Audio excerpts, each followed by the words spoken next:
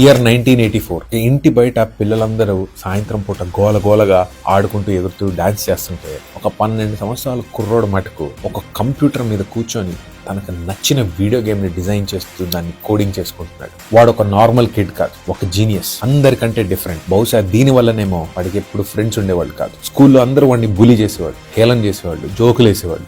Then he never gave up. Today అదే పిల్లోడు పెరిగి రాకెట్లు, ఎలక్ట్రిక్ కార్స్, AI టూల్స్, ప్రపంచంలోనే richest man in the world. This is the story of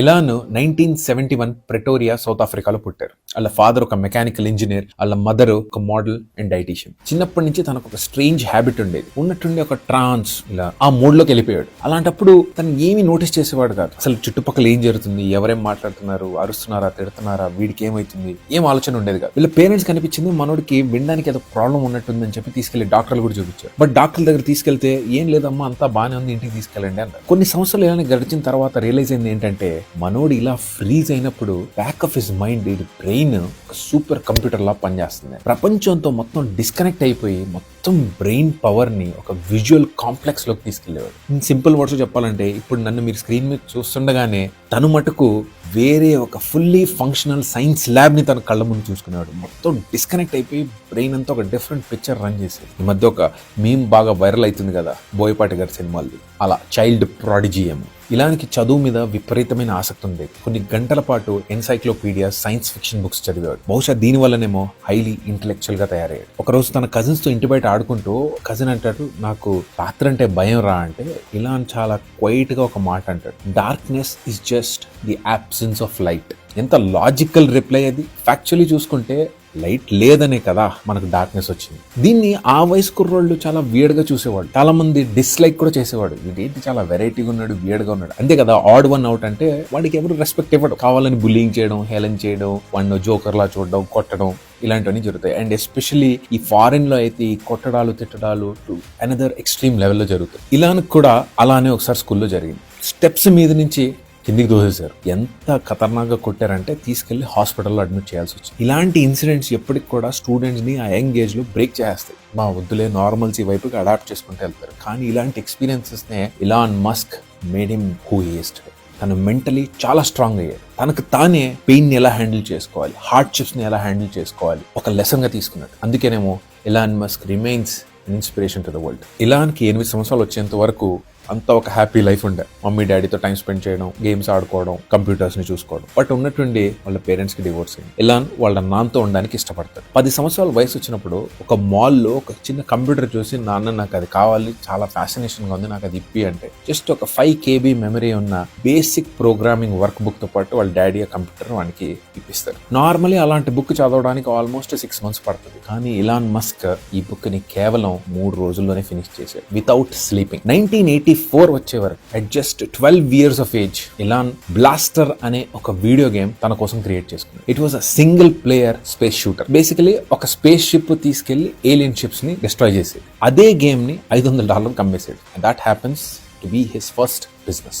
Ilan high స్కూల్కి వచ్చే లోపు తనకు ఒక విషయం అయితే క్లియర్ గా అర్థమైపోయింది. మనలో సత్తా ఎక్కువ ఉంది రాబోయ్, మన ఏజ్ గ్రూప్ వాళ్ళలో అయితే మనం సెట్ అవ్వము. ఒకటే కంట్రీ మనకి ఇప్పుడు correct, which is United states of America. So US లోకి వెళ్లాల్సిన మూవ్ లోనే ఫస్ట్ కెనడా రీచ్ అయ్యి కెనేడియన్ సిటిజన్ అయ్యి అట్ ది ఏజ్ ఆఫ్ 17 ఇల్లు వాకిలు వదిలేసి వాడి కజిన్ తో పాటు ఆడ్ జాబ్స్ చేయడానికి బయలుదేరుతాడు. 1989 వచ్చేసరికి వాళ్ళ మదర్ అండ్ బ్రదర్ కూడా కెనడాకి మూవ్ అవుతారు. ఇలాన్ క్వీన్స్ యూనివర్సిటీలో అడ్మిషన్ తీసుకుని అండ్ 2 years తర్వాత యూనివర్సిటీ ఆఫ్ పెన్సిల్వేనియాకి మూవ్ అవుతాడు. ఇక్కడ US లో దీన్ని ఫేమస్ గా UPenn అంట. Finally he reached United states of America. 1995 graduation అయిపోయిన తర్వాత ఇలాన్ ఇంకా తమ్ముడు కింబెల్ వాళ్ళ ఓన్ కంపెనీ స్టార్ట్ చేస్తారు. ఆ టైంలో internet was growing very fast in America. But జనాలు ఇంకా పేపర్ ఎక్కువ వాడడం, వాళ్ళ బిజినెసెస్ ని ఫిజికల్ మ్యాప్స్ ద్వారానే డైరెక్షన్స్ చెప్పడం అనే ఒక ప్రాబ్లమ్ ని ఇలాన్ నోటీస్ చేశాడు. దీన్ని ఒక ఆపర్చునిటీగా చూసుకున్నాడు. ఇప్పుడు ఇవన్నీ తీసుకెళ్లి నేను ఆన్లైన్ లో పెట్టి ఇంటర్నెట్ ని ఒక కొత్త సొల్యూషన్ గా ప్రజలకు ఆఫర్ చేస్తే తప్పేంటి? యూజువల్లీ బిజినెస్ అంటే అంతే కదా, solving a problem is called business. నేను ఇంటి నుంచి బయటకు వెళ్లకుండా ఫుడ్ ఇంట్లోకి రావాలి. ఇప్పుడు నేను బిర్యానీ తినాలి అంటే $100 $50 ఎక్కువ ఇస్తా. నా బద్ధకమే ఇక్కడ ప్రాబ్లం. దీన్ని సాల్వ్ చేయడమే ఒక బిజినెస్ ఐడియా. సో అలా any business is called finding a solution to a problem. So ఇప్పుడు తను ఐడెంటిఫై చేసిన problem growing internet and usage of more paper. ఒక వెబ్సైట్ రెస్టారెంట్ ని లిస్ట్ చేస్తుంది, వెబ్సైట్ హోటల్స్ ని లిస్ట్ చేయగలుగుతుంది, డాక్టర్స్ ని లిస్ట్ చేయగలుగుతుంది, డిఫరెంట్ కేటగిరీస్, ఆన్లైన్ మ్యాప్స్ ఎందుకు చేయకూడదు అని స్టార్ట్ చేసిన ఈ కంపెనీనే ముందుకెళ్ళి ఇలాన్ మస్క్ ని ఒక మిలియనేర్ చేసింది. ఒక చిన్న అపార్ట్మెంట్ తీసుకుని వాళ్ళు పని చేయడం స్టార్ట్ చేశారు. దాని కంపెనీ పేరు Zip2 అని పెట్టారు. ఇలాన్ దాన్ని బిల్డ్ చేసుకోవడానికి డే అండ్ నైట్ కష్టపడేవారు. కింబెల్ డోర్ టు డోర్ వెళ్ళి షాప్ ఓనర్స్ ని సైన్ అప్ చేయండి, మేము మీకు బిజినెస్ తీసుకొస్తాం ఆన్లైన్ లో ఇంటర్నెట్ లో మీ గురించి మాట్లాడి అని కింద మీద పడ్డాడు. కేవలం ఒక్క సంవత్సరంలోనే Zip2 విపరీతంగా పెరిగింది. తనకు కావాల్సిన ఫండింగ్ కూడా వచ్చింది. ఫస్ట్ 3 మిలియన్ వచ్చింది, ఆ తర్వాత $50 మిలియన్ దాకా వచ్చింది. బై ది ఇయర్ 1999 వాళ్ళు ఇంటర్నెట్ బూమ్ చూశారు. కాంపాక్ అనే కంపెనీ Zip2 ని అక్వైర్ చేసింది. At what cost? $37 మిలియన్. ఇలాన్ తన షేర్ కి $22 మిలియన్ ని తీసుకున్నాడు. ఆ టైం కి తన వయసు కేవలం 27 years old and he becomes the multi-millionaire of 90s. కావాలంటే ఆ ఏజ్ లో 27 లోనే తను రిటైర్ అయిపోవచ్చు. బట్ ఆయన సక్సెస్ లో ఇది కేవలం మేబీ లెస్ దెన్ 1% అని చెప్పొచ్చు. ఇవాళ నుంచి మన స్టోరీ వెనక్కి చూస్తే ఇక్కడతో ఆక తన ఇంట్రెస్ట్ బ్యాంకింగ్ వైపు మళ్ళాడు. తనకు అనిపించింది ఇండస్ట్రీ చాలా స్లోగా ఉంది, చాలా అవుట్డేటెడ్ గా పెర్ఫామ్ చేస్తుంది, అందరూ ఆన్లైన్లోకి రావాలి, పేమెంట్స్, లోన్స్, ఇన్వెస్ట్మెంట్స్ అన్ని ఆన్లైన్లోకి రావాలని చెప్పి 1999లో X.com ని లాంచ్ చేశారు. ప్రాబ్లం ఏమైందంటే తనని ఎవరు ట్రస్ట్ చేసేవాళ్ళు కాదు. ఎస్పెషల్లీ ఆన్లైన్ షాపింగ్ని, ఆన్లైన్ బ్యాంకింగ్ని ఇంపాసిబుల్ కింద చూసేవాళ్ళు. ఎందుకంటే హ్యాకింగ్ అవుతుంది, డబ్బులు పోతాయి. దానికి ఒక తెలివైన స్ట్రాటజీ వాడారు.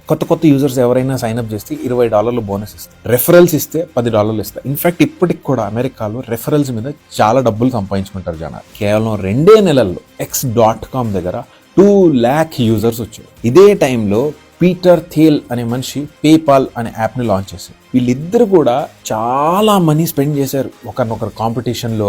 మెయిన్ గొప్ప అంటే మెయిన్ గొప్ప అని చెప్పుకోవడానికి. 2000 వచ్చేసరికి వీళ్ళిద్దరు ఫైట్ చేసుకుంటూ ఉంటే పోయేది వీళ్ళిద్దరు డబ్బులే. లెట్ అస్ మర్జ్ అని చెప్పి కొత్త కంపెనీలోకి మర్జ్ అయిపోయారు. ఇలాన్ బికమ్స్ CEO. కానీ కాన్ఫ్లిక్ట్స్ అలానే ఫాలో అయ్యాయి. ఇలాన్ కంపెనీ పేరు X.com పెడదామంటారు. ఎంప్లాయీస్ అండ్ యూజర్స్ ఇప్పటికీ అప్పటి నుంచి పేపాల్ అనే పెడదామంటారు. వీడి మేనేజ్మెంట్ స్టైల్ చాలా ఇంటెన్స్ ఉండేది. అన్ని micro management, public criticism, extreme dead lines, basically మన ఇండియన్ స్టైల్ వరకు పనిచేస్తుంది. ఈయన మీద కోపం ఎంత ఉండేదంటే బోర్డుకి ఇలాన్ హనీమూన్కి వెళ్ళినప్పుడు మనోని CEO నుంచి తీసేశారు. తను తిరిగి వచ్చి కంట్రోల్ కంపెనీ మీద తీసుకోలేకపోయాడు. Yet he remains the largest shareholder. 2002లో ఈబే పేపాల్ని అక్వైర్ చేసింది $1.5 బిలియన్ కి. ఎలాన్ మస్క్ కి అప్పట్లో $180 మిలియన్ తన షేర్ కిందకి వచ్చింది. జస్ట్ అలా సక్సెస్ రాగానే ఇంకొక ట్రాజిడీ తన లైఫ్లోకి వచ్చింది. 2.5 months తనకు ఒక కొడుకు ఉండేవాడు.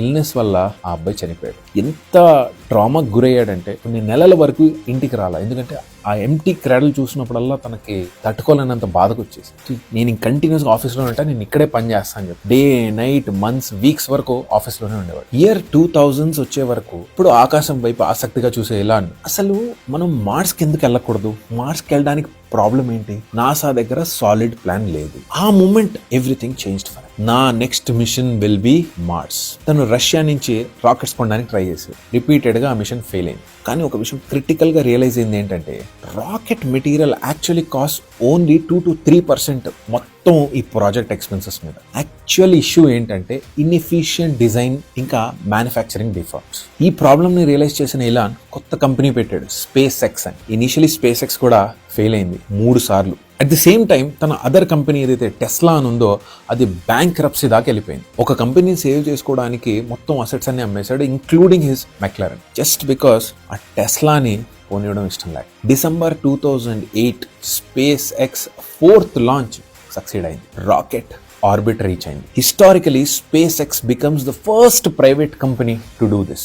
కొన్ని వీక్స్ దాటిన తర్వాత నాసా SpaceX కి $1.6 బిలియన్ కాంట్రాక్ట్ ఇచ్చింది. బాబు రా, నువ్వే రాకెట్లు ఎగిరి అని, మా వల్ల అవ్వట్లేదు, నువ్వే తోపు. అండ్ ఈవెన్చువలీ టెస్లా కూడా సర్వైవ్ అయింది. Roadster electric cars can be fast, can be stylish and can be sustainable అని ప్రూవ్ చేసింది. అప్పుడే వచ్చాయి model S, model X, model 3 and model Y. Tesla ప్రపంచంలోనే మోస్ట్ వాల్యుబుల్ కార్ కంపెనీ లాగా మారింది. Reusable rockets, Starlink satellites, Mars mission, Neuralink, AI, Twitter, controversies included అన్నీ కలిపి ఇవాళ ఎలాన్ మస్క్ ని ఒక పొజిషన్కి అయితే తీసుకెళ్ళాం. You may love him or hate him but you cannot ignore him. ఇంగ్లీష్లో ఒక సామెత చెప్తారు, because some people wait for the future, Elon Musk builds it.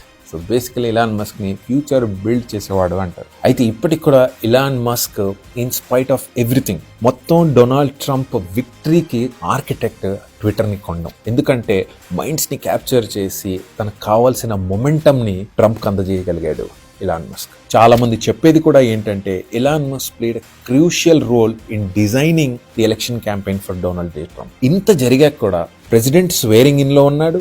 తన ఆఫీస్లో వాళ్ళ పిల్లోడిని తీసుకెళ్లి ప్రెసిడెంట్ని ఏదో తన ఇంట్లో మనిషిలాగా క్యాజువల్గా నిలబెట్టాడు. అంత సత్తా చూపించాడు. బట్ ఇవన్నీ దాటుకుని ఒకరోజు కొట్టుకున్నారు, ఒకరినొకరు ట్విట్టర్లో తిట్టుకుంటున్నారు. ఎంత ధైర్యం ఉంటే ఒక యునైటెడ్ స్టేట్స్ ఆఫ్ అమెరికా ప్రెసిడెంట్ని ఢీకుంటున్నాడు. ఎందుకంటే Elon Musk knows what he's capable of. ఇదేమి స్పెషల్ గిఫ్టే కాదు. It comes with lot of hard work, sincerity and consistent planning towards life. Maybe some day in India we will have our own Musk. Thank you for watching. Jai Hind.